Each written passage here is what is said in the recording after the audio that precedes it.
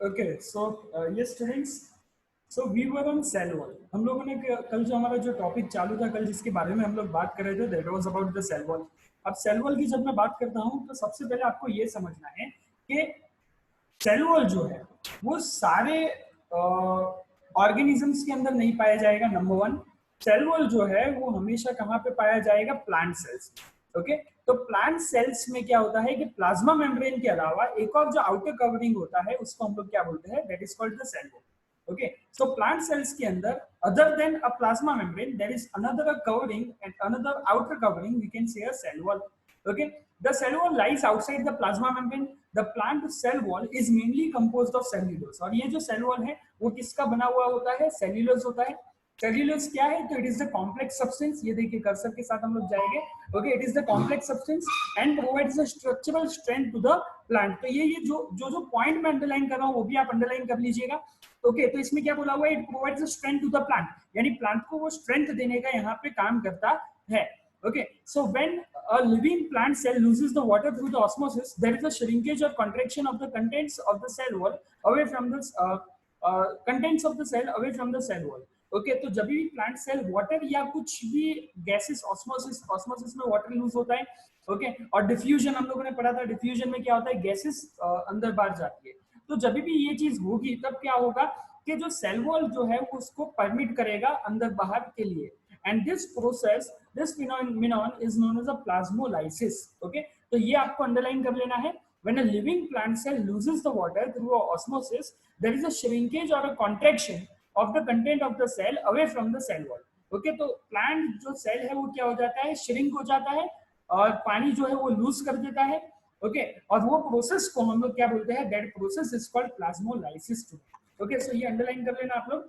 And another part में आपको एक जस्ट एक डायग्राम देके इसको समझा देता हूँ कि मैं क्या कहने की कोशिश कर रहा हूँ. आप समझिए यहाँ पे देयर इज अ सेल, एक सेल है. ओके, इसका ये न्यूक्लियस है. बाहर जो होगा वो क्या होगा? That is called a plasma membrane, जो हम लोगों ने पढ़ा हुआ है. This is called a plasma membrane. Okay, इसको हम लोग क्या बोलेंगे? प्लाज्मा मेम्ब्रेन बोलेंगे. एंड उसके एक और एक लेयर होता है, एक another layer outer covering, and this is called what? Cell wall. Okay, इसका हम लोग एक पीपीटी भी मैं बना के आपको बता दूंगा कि किस तरह से ये सेल वॉल दिखाई देता है एक्चुअली में. उसके लिए मेरे को एक और लेक्चर चाहिएगा. I will discuss in the next lecture. But अभी आप ये ध्यान रखिए कि सेल है, सेल के ऊपर प्लाज्मा मेम्ब्रेन है और प्लाज्मा मेम्ब्रेन के ऊपर सेल वॉल है. तो सबसे आउटर कवरिंग जो है वो सेल वॉल का होता है. Okay, and next yes,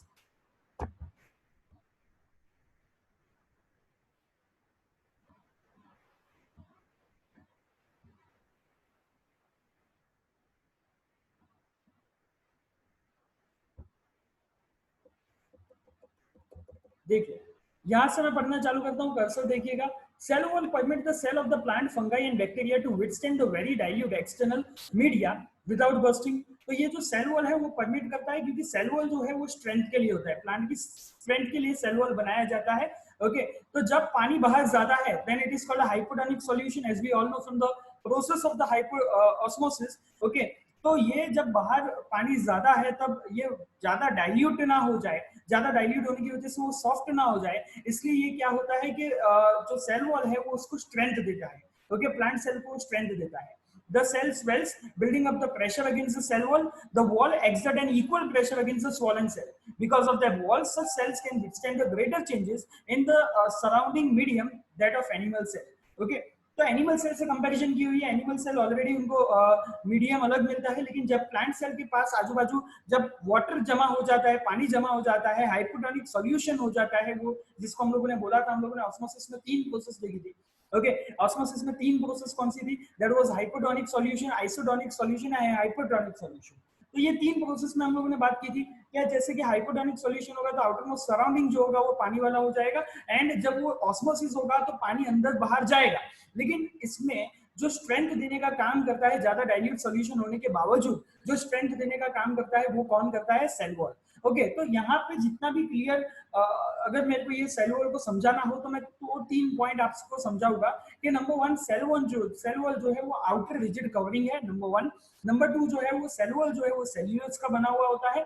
number 3 इसको स्ट्रेंथ देने का काम करता है। नंबर 4 कि जब भी आउटर मीडियम जो हाइपोटोनिक सॉल्यूशन है, तो हाइपोटोनिक सॉल्यूशन में जैसे ही सेल वॉल जो है वो प्रेशराइज नहीं होगा और वो सेल वॉल उसको स्ट्रेंथ देके उसको रिजिड रखेगा, हम लोग ये कह सकते हैं। इन द नेक्स्ट टॉपिक हम लोग न्यूक्लियस की अगर बात करें तो न्यूक्लियस क्या है, तो remember that a temporary mount of onion peel we prepared, we had put a iodine solution on the peel. ये एक तरह से हम लोगों ने ये कल भी बात की थी कि एक तरह से ये पैराग्राफ जो है वो इंट्रोडक्शन एक्टिविटी से लिया गया है। हम लोग न्यूक्लियस के टॉपिक पे डायरेक्टली आते हैं।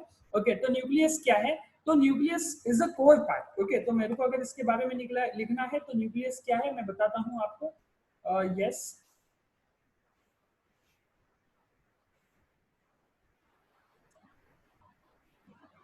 यस स्टूडेंट, देखिए ये सेल होता है, सेल का जो कोर पार्ट होता है that is called a nucleus. Okay, cell का जो कोर पार्ट होता है that is called a nucleus. So यहाँ पे क्या दिया हुआ है, the nucleus has a double layer covering. Okay, nucleus has a double layer covering that is called a nuclear membrane. Okay, तो ये न्यूक्लियस के आजू बाजू भी एक कवरिंग होगा जिसको हम लोग क्या बोलेंगे, न्यूक्लियर मेम्ब्रेन बोलेंगे। That is called what, that is called a nuclear membrane. Okay, तो न्यूक्लियस के आजू बाजू भी एक कवरिंग होगा जिसको हम लोग न्यूक्लियर मेम्ब्रेन बोलेंगे। Nuclear membrane has pores which allow to transmit material from inside the nucleus to the outside. Okay, तो न्यूक्लियस के अंदर और बाहर भी पार्टिकल्स जाएंगे और थिंग्स जाएगी, और वो जो ट्रांसमिशन होगा वो कौन करने देगा, न्यूक्लियर मेम्ब्रेन, बिकॉज ये कवर है। ओके, ये कवर अलाउ करेगा कि कोई भी चीज अंदर आ जाएगी, कोई भी चीज बाहर कैसे जाएगी, तो ये सारा का सारा किसके किसके ऊपर डिपेंड करेगा, न्यूक्लियर मेम्ब्रेन के ऊपर डिपेंड करेगा। Okay, the nuclear membrane has pores which allows the material from inside to the nucleus to the outside, and that is the cytoplasm. Okay, so nucleus के आजू बाजू क्या है, तो आपको ये जो स्पेस दिखाई दे रही है, this space, okay, I just change the color so you can get to know another thing. So ये जो स्पेस हमको दिखाई दे रही है, ये स्पेस को हम लोग बोलते हैं साइटोप्लाज्म। ओके, ये स्पेस एक्चुअली में नहीं होता है, ये एक फ्लूइड होता है, ये एक लिक्विड टाइप मटेरियल होता है, और ये मटेरियल को हम लोग क्या बोलते हैं, साइटोप्लाज्म बोलते हैं। ओके, अब इसमें न्यूक्लियस की जब हम लोग बात करें तो न्यूक्लियस में क्या आता है वो भी हम लोग बात कर लेते हैं। तो इसके साथ साथ what is there that contains in the nucleus वो भी मैं आपको बता देता हूँ। सो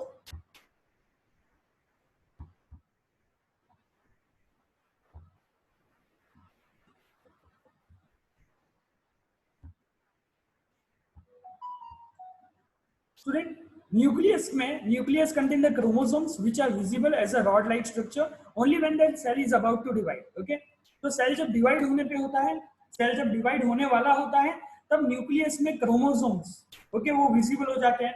और वो जो क्रोमोसोम्स होते हैं वो कैसे दिखाई देते हैं, it is the rod shaped structure. Okay, तो न्यूक्लियस में क्रोमोसोम्स दिखाई देंगे which is the rod shaped structure. Okay, तो जब वो डिवाइड होने वाला होता है, जब हम लोगों ने पहले भी बात की थी कि सेल्स डिवाइड होकर नए सेल्स प्रोड्यूस करता है of their kind. Okay, so cells divide to form their the type of the cells are of that kind।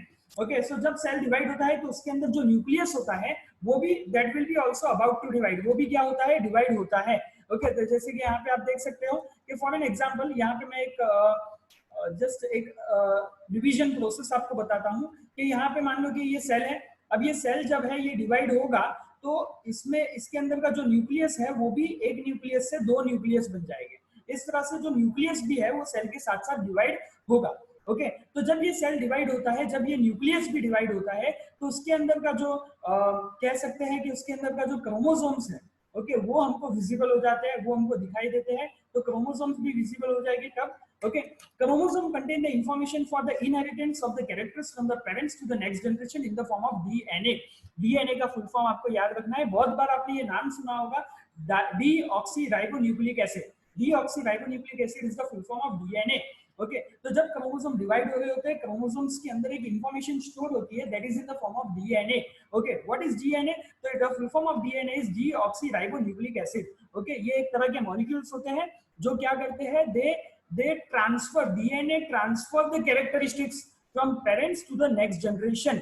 Okay, आप जो है मान लीजिए कि आप एज अ चाइल्ड आप अपने पेरेंट्स को रिजेंबल करेंगे, यानी आपकी कैरेक्टरिस्टिक्स आप दिखोगे, पेरेंट्स की तरह दिखोगे, आपके मम्मी की तरह दिखोगे, आपके पापा की तरह दिखोगे, राइट। तो वो क्यों हम लोग हमारे पेरेंट्स से रिजेंबल होते हैं?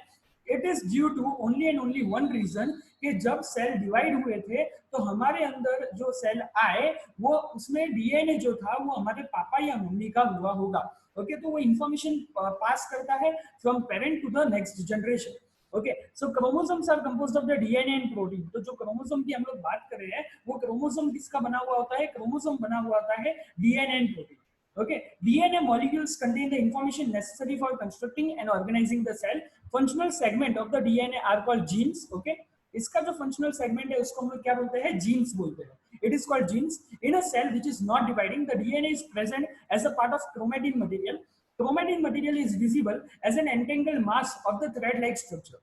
Okay, whenever the cell is about to divide, the chromatin material gets organized into the chromosomes. Okay, तो chromatin material क्या हो जाता है? क्रोमोसोम का पार्ट ले लेता है, क्रोमोसोम्स बन जाते हैं इसके।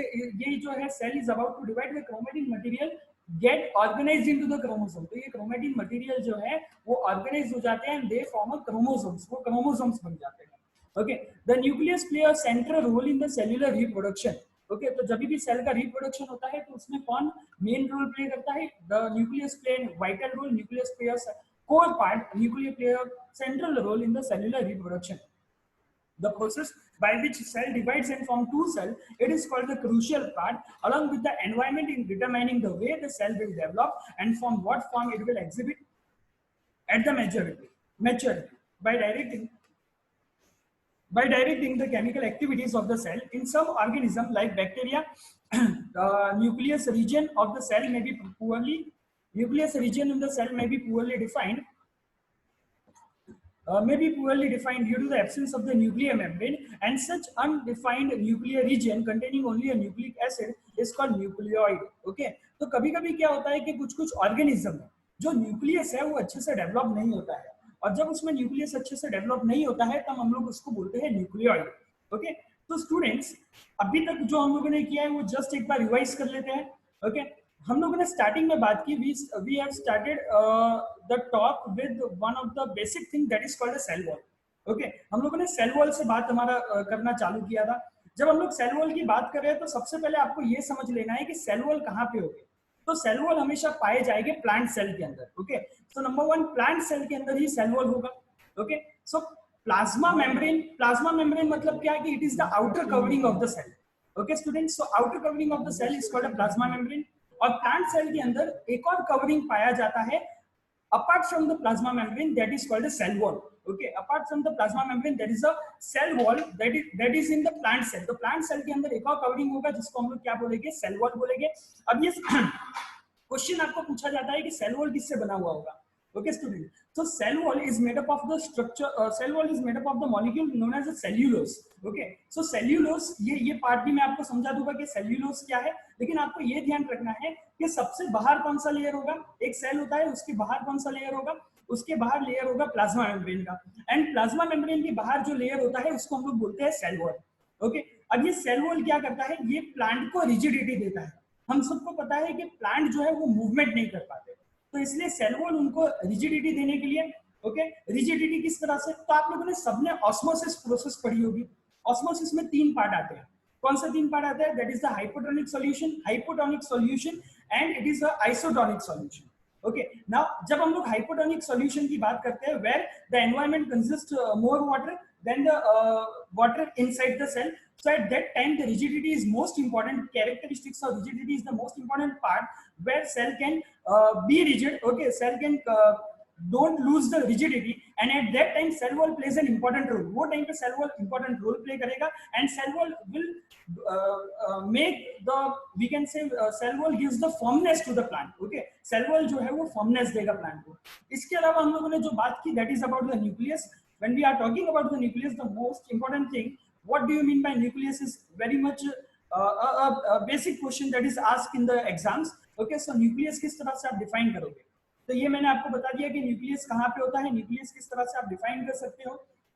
तो भी मैं आप एक आपको ओवरव्यू दे देता हूँ। Nucleus, the core part of the cell is called a nucleus. Okay, cytoplasm उसके आजू बाजू होता है, वो हम लोगों ने बात कर ली है।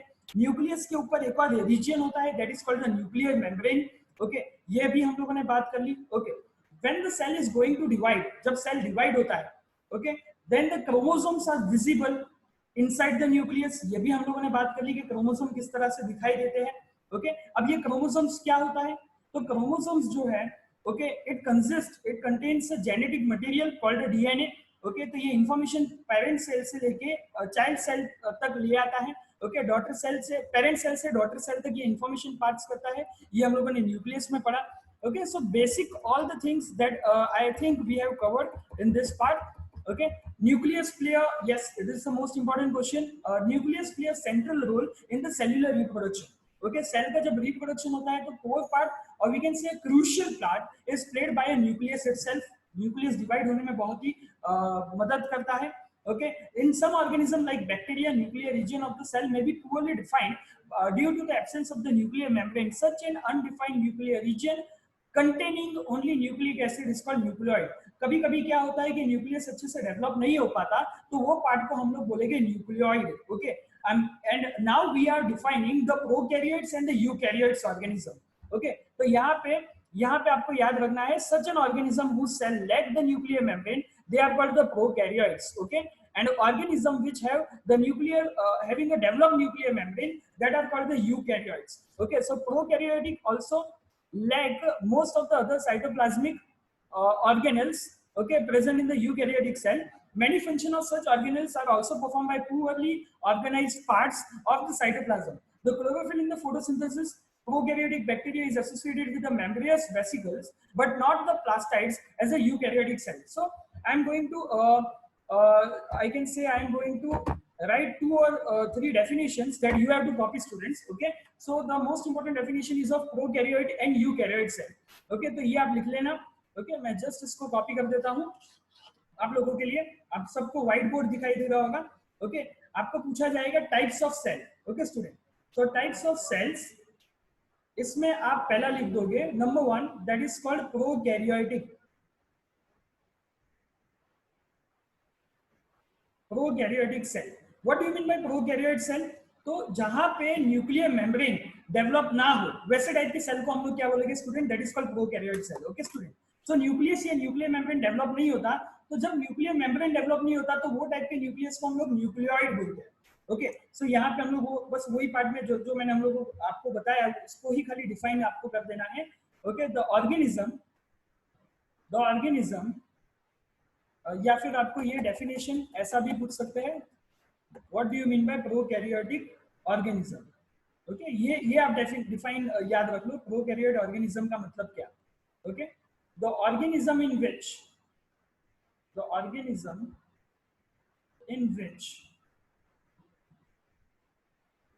the nucleus of the cell is not developed, the nucleus of the cell is not developed, and nuclear membrane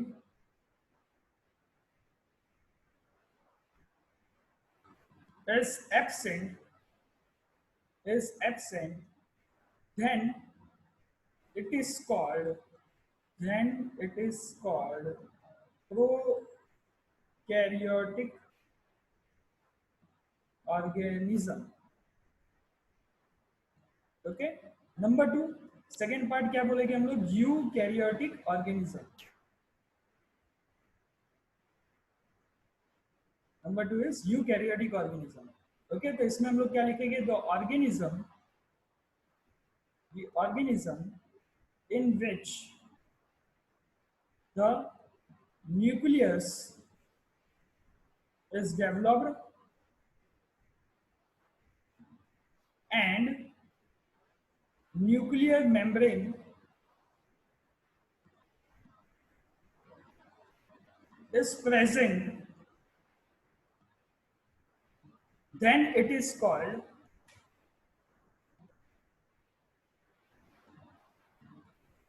eukaryotic organism. Okay, so student I hope आप लोगों ने प्रोकैरियोटिक और यूकैरियोटिक ऑर्गेनिज्म की डेफिनेशन लिख ली होगी। आप देख लीजिए, the organism in which nucleus cell is not developed, Okay, nucleus of the cell is not developed and nuclear membrane is absent, then it is called prokaryotic. Prokaryotic का मतलब क्या होता है? It is the primitive type of cell. Okay, and when I say that it is eukaryotic organism, so organism in which nucleus is developed and nuclear membrane is present, then it is called the eukaryotic organism. Okay, yes. So